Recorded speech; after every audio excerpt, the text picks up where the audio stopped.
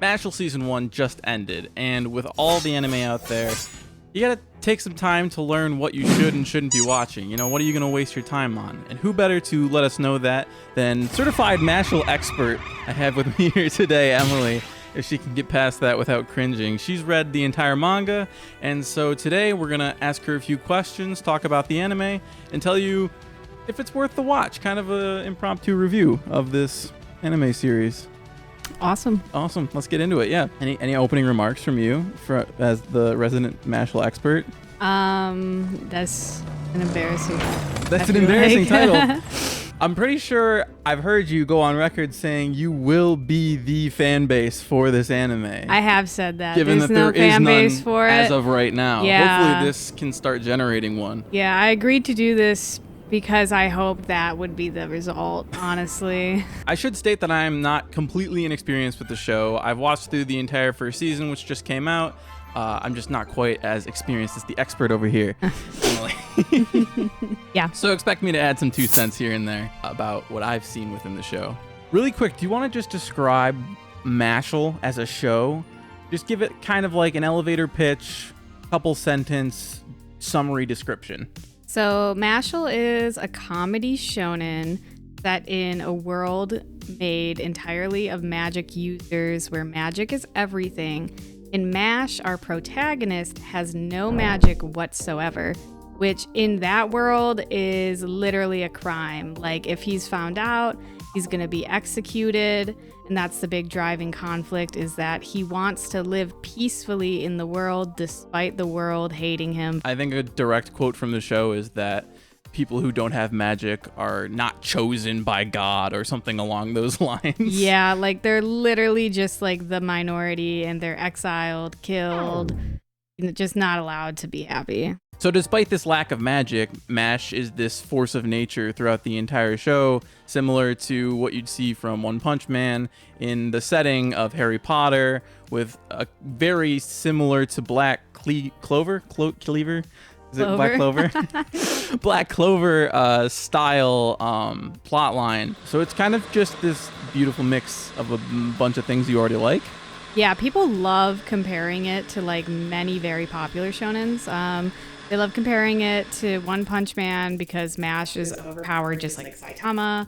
Mob Psycho because MASH kind of has the personality of Mob, where he's very like neutral, like he's very kind, but he's not very smart. Yeah. And he doesn't really get what's going on a lot of the time. Yeah. Harry Potter, we've already talked about, obviously. So I've got some notes on my phone here, questions to go through with you. One of them is this just Harry Potter? I feel like we should open up with that because you look at the visuals for this show, you look at some of the parallels, it kind of seems like it's skirting a borderline with the similarity to Harry Potter. Can you kind of dissuade that or confirm that? So with Harry Potter, you have your extremely powerful magic user going to a magic school. In this, it's MASH, who has no magic whatsoever, going to a magic school. And I feel like that just completely overshadows all the similarities because the base premise is so different inherently. And like all the aspects that are like clearly influenced by Harry Potter, because they're very obviously are some. I mean, the magic school, the sorting into houses, Quidditch. the literal Quidditch that they put in Quidditch there. match that they play. Maybe in the beginning, it's like, oh, haha, that's just like in Harry Potter, but that's only for like the first few episodes. And then you're in the world of Mashle, and it just feels different and it feels unique. Yeah, especially the story beats. I feel like that's a big portion of it. You compare the two stories between Harry Potter and Mashle, and despite being in a similar setting, it's totally different plots. Absolutely. Yeah. Absolutely. So following up on the fact that it's not Harry Potter, what sort of stuff makes it different, even in its own genre, we'll say the shonen genre, that kind of sets it apart from all of the other things that it could be compared to? The pacing for me feels much better because it's fast. Like a lot of times, this is just personal, but like I do not like it when an anime takes like 5 years for like characters A, B, and C to join the good side. Like, you know it's gonna happen. I'd say one thing is Mashle definitely has a lighter tone overall. It doesn't take itself seriously. A lot of other shonen, like, it just gets to ridiculous stakes very quickly. But with Mashle, it does the same thing, but it's also like pointing out how ridiculous it is, you know? Yeah. It approaches it in a very comedic way where, like, if you like that style of humor, you'll like the whole show.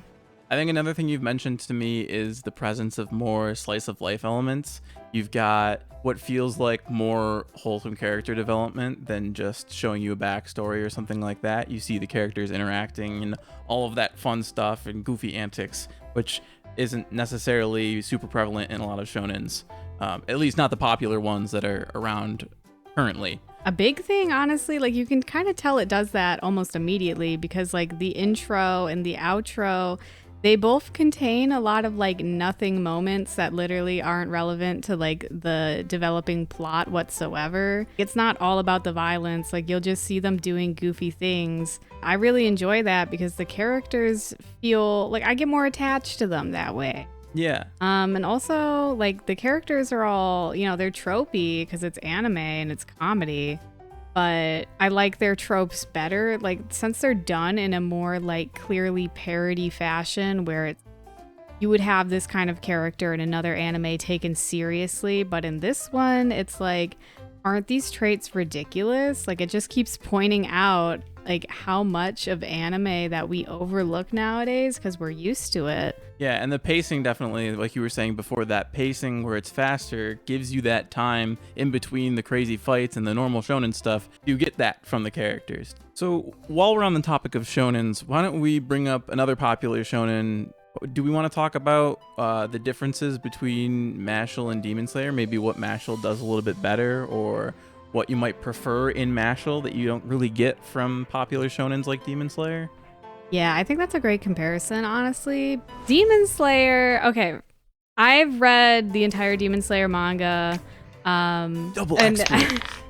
I enjoyed it. I enjoyed the show. I didn't finish the anime because I got bored because it takes so long.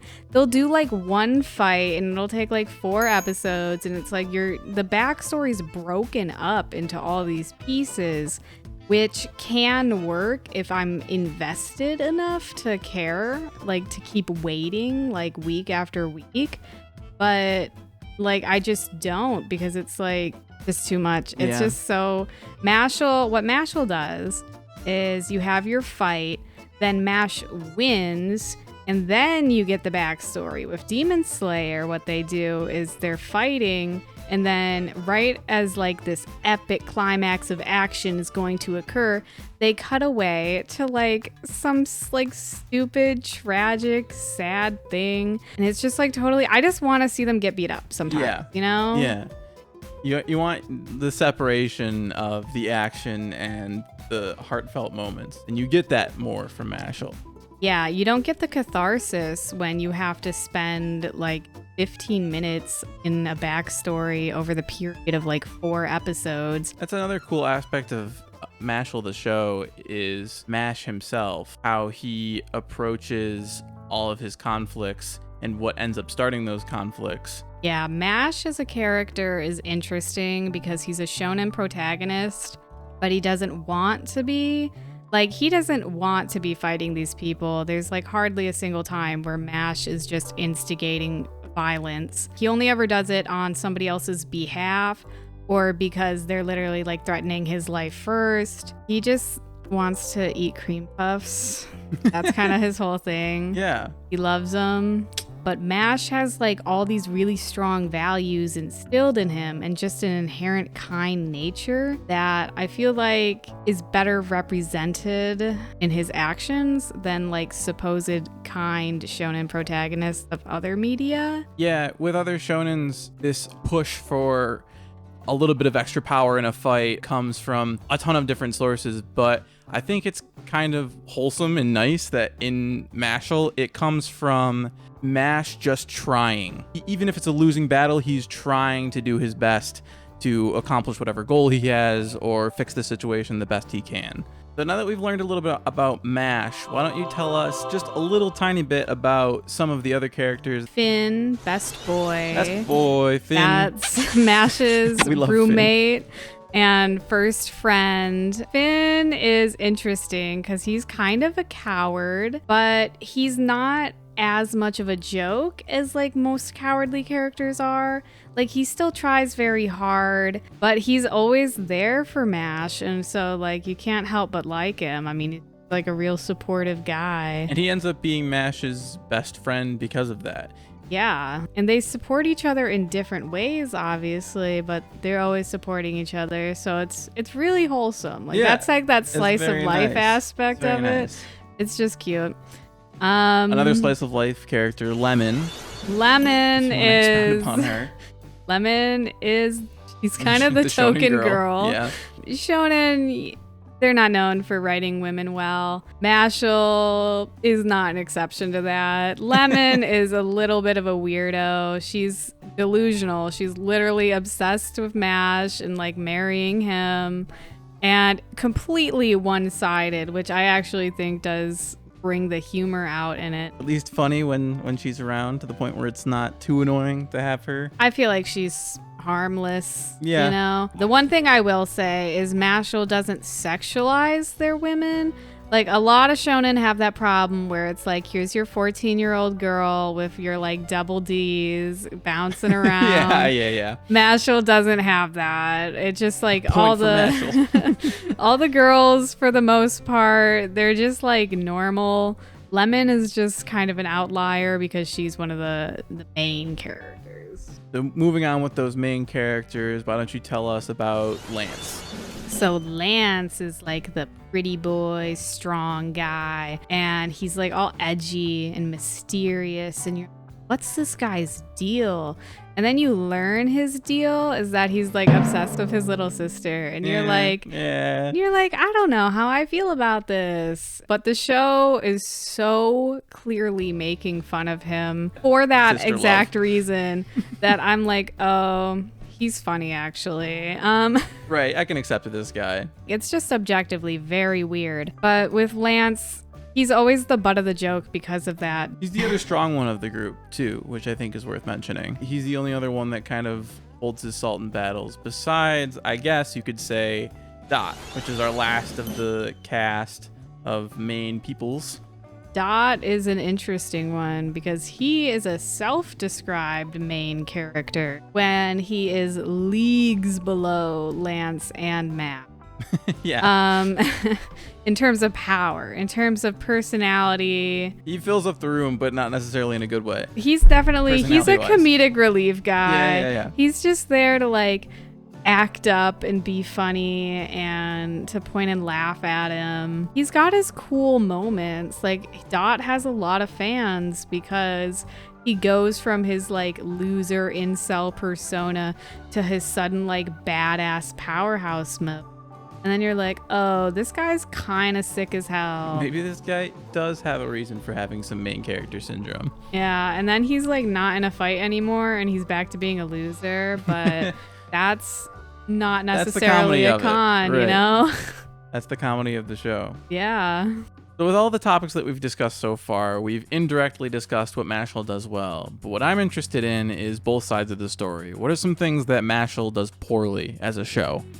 For me, I'd say the biggest thing is the translation of the humor from manga to anime. A lot of the jokes that landed for me in the manga did not land for me in the anime. This is definitely like my subjective experience because like I watched it with you, with a couple of our other friends, and the jokes where I was like, oh, that was so much funnier in the manga. You were like, I thought it was funny. So it still lands for you as just an anime watcher. It's just you would have liked to see a little bit better translation from the manga. Yeah, a couple scenes felt inconsistent. Like they changed some things to fit the anime better, where I really liked the original. And staying on the topic of comedy, it is subjective always what is funny and what's not funny. And so since Mashle tries to be funny so much of the time, that can be a drawback if you're not finding what it's trying to do as a joke funny.